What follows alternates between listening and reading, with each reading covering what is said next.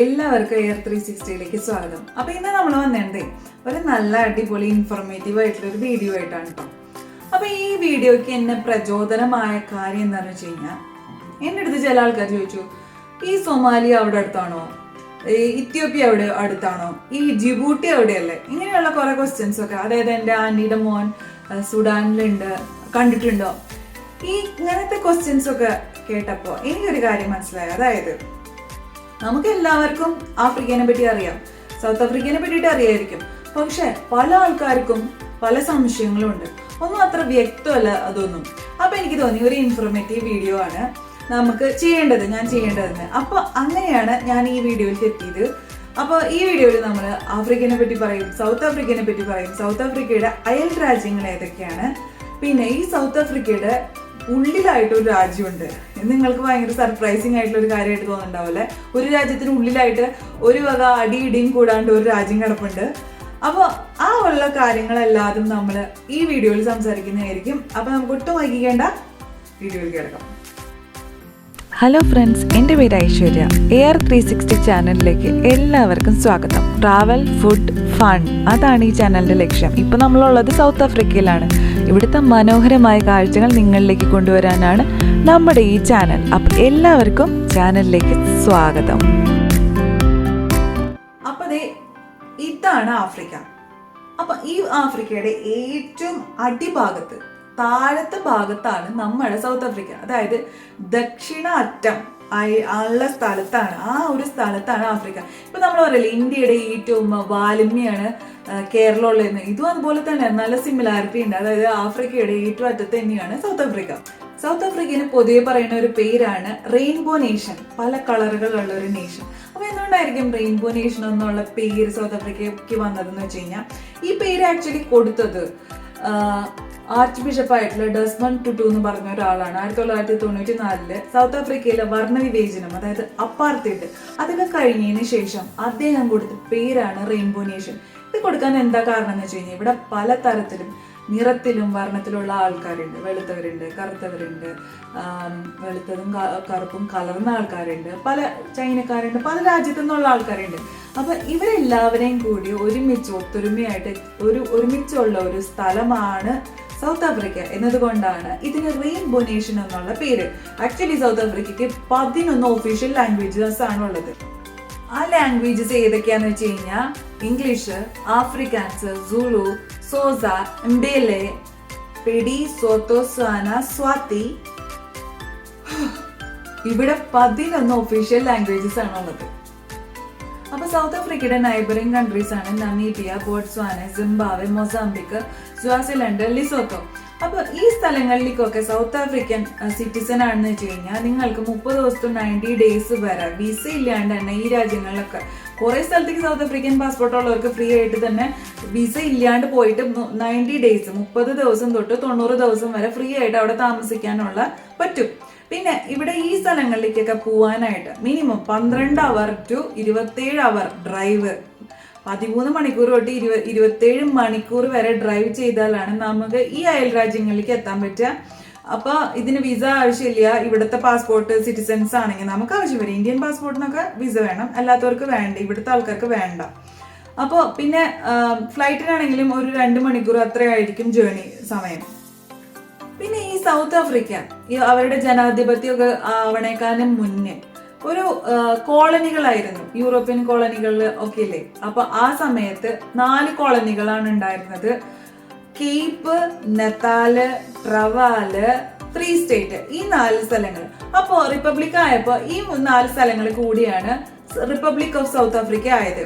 അപ്പൊ നമ്മുടെ ലോസോത്തോ എന്ന് പറഞ്ഞ സ്ഥലം ഇതിനുമായിട്ട് ചേർന്നു, നമ്മുടെ സൗത്ത് ആഫ്രിക്കയായിട്ട് ചേർന്നെങ്കിലും പിന്നീട് അതിന്റെ ഭരണാധികാരികൾ നമ്മൾ ഒറ്റയ്ക്ക് നിന്നോളാന്ന് പറഞ്ഞിട്ട് അവര് മാറി നിൽക്കുകയാണ് ചെയ്തത്. അങ്ങനെ ലെസോത്തോ ഇപ്പോഴും ഒരു സ്വയംഭരണ രാജ്യമായിട്ട് തന്നെ സൗത്ത് ആഫ്രിക്കയുടെ ഉള്ളിലുള്ളത്.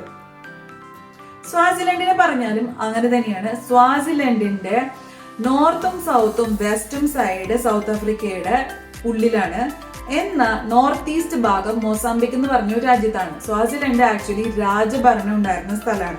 അങ്ങനെ സ്വാസിലൻഡിലെ ഭരണാധികാരികളും നമ്മള് ആരുമായിട്ട് ചേരുന്നില്ല, ഒറ്റയ്ക്ക് തന്നെ നിന്നോളാന്ന് പറഞ്ഞ് സ്വയം ഭരണ രാജ്യങ്ങളായിട്ട് മാറുകയായിരുന്നു. ഇനി ഈ സൗത്ത് ആഫ്രിക്കയ്ക്ക് 3 ക്യാപിറ്റൽസ് ഉണ്ട്. അതാണ് പ്രിട്ടോറിയ, ബ്ലൂംഫോണ്ടെയിൻ, കേപ്പ് ടൗൺ. അപ്പൊ നമ്മൾ വിചാരിക്കൂലേ എന്തിനാ ഈ 3 ക്യാപിറ്റലൊക്കെ? നമ്മൾ ഇന്ത്യയിൽ ഇപ്പൊ ആന്ധ്രാപ്രദേശില് ആണ് 3 ക്യാപിറ്റൽസിന്റെ ഒക്കെ അവര് ചർച്ച ചെയ്തുകൊണ്ടിരിക്കുന്നത്. ഇവിടെ ഓൾറെഡി സൗത്ത് ആഫ്രിക്കയിൽ 3 ക്യാപിറ്റൽ ഉണ്ട്. അപ്പൊ എന്തുകൊണ്ടായിരിക്കും ഈ 3 ക്യാപിറ്റൽ എന്ന് പറഞ്ഞു കഴിഞ്ഞാൽ ഈ സൗത്ത് ആഫ്രിക്കയുടെ വിസ്താരം, അതായത് ആ വലുപ്പം അതെന്ന് പറഞ്ഞാൽ ഭയങ്കര വലുതാണ്. അതായത് സൗത്ത് ആഫ്രിക്കയുടെ ഇത്ര വലുതാണ്.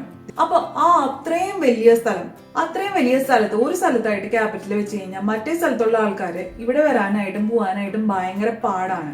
അപ്പൊ അതുകൊണ്ടാണ് സൗത്ത് ആഫ്രിക്കയ്ക്ക് അവർ 3 ക്യാപിറ്റൽസ് വെച്ചത്. അപ്പൊ കേപ്പ് ടൗൺ ആണ് ലെജിസ്ലേറ്റീവ് ക്യാപിറ്റൽ. അപ്പൊ എന്തുകൊണ്ടാന്ന് വെച്ച് കഴിഞ്ഞാൽ അവിടെയായിരുന്നു കുറെ ഭരണകാര്യങ്ങളൊക്കെ. അപ്പൊ ഓൾറെഡി ബിൽഡിംഗ് ഒക്കെ അവിടെ ഉണ്ടായിരുന്നു. അപ്പൊ അതിനെ അവര് ലെജിസ്ലേറ്റീവ് ക്യാപിറ്റൽ ആക്കി.